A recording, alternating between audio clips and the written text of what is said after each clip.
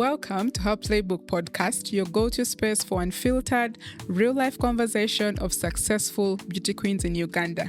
My name is Chisacha Rona, your host, and this is what I want to call Tell It As It Is segment. Indecency, prostitution,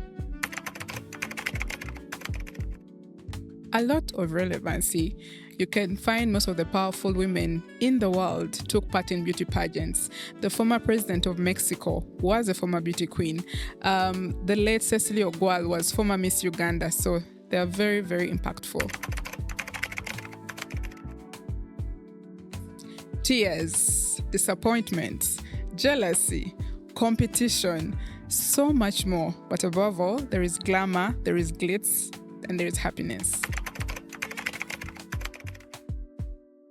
Finances, doing so many things. You need money to get the clothes, to have your shoes, all the bootcamp requirements. So there is money. And then there's also mental preparation.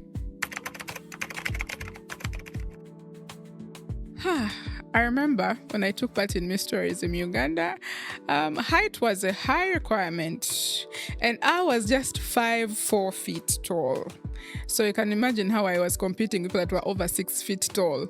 So it was quite a disservice. I had to buy 12-inch heels to be able to compete with tall girls. I'll never forget my first audition. Jora made me cry. He made me cry and even made me forget my name, simply because I was so nervous and I was scared because he was someone I looked up to in the pageant industry. So just standing in front of him was very terrifying for me, and I ended up crying.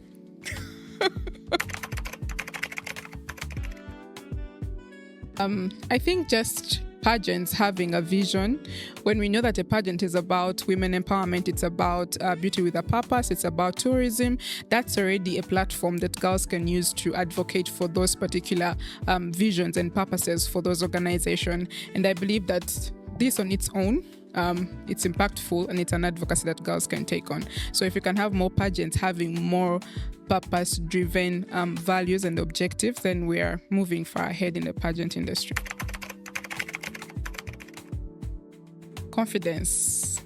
A confident person can conquer anything in this world. And above all, I think self-branding as well. It teaches you how to brand yourself. How you present yourself matters. You can't say relevant if you're not impactful. So first be impactful, then you'll be relevant. I don't think they should remove it. We don't have it here in Uganda, but when you go to Miss Universe, Miss International, there's always a swimsuit competition. The swimsuit competition gets to give a girl confidence. When a girl walks in that swimsuit, she's confident in her body and we can tell. So I feel swimsuit adds a spark and glamour to the competition. I should say merit. You could have all the connections in the world, but if you can't speak, you can't present yourself well, you don't have a good walk, you're not mentally prepared, you can't win a pageant. So I believe merit plays a very big role in winning a pageant. They do open doors. It's just how are you going to use the door? So when the door opens, how are you going to use it? Pageantry in itself is a platform. It depends on how you use it. But we have so many iconic people in the world right now. We have people in media, in advocacy, in entertainment industry. All these have come from pageants. So it depends. When the door opens, walk through it.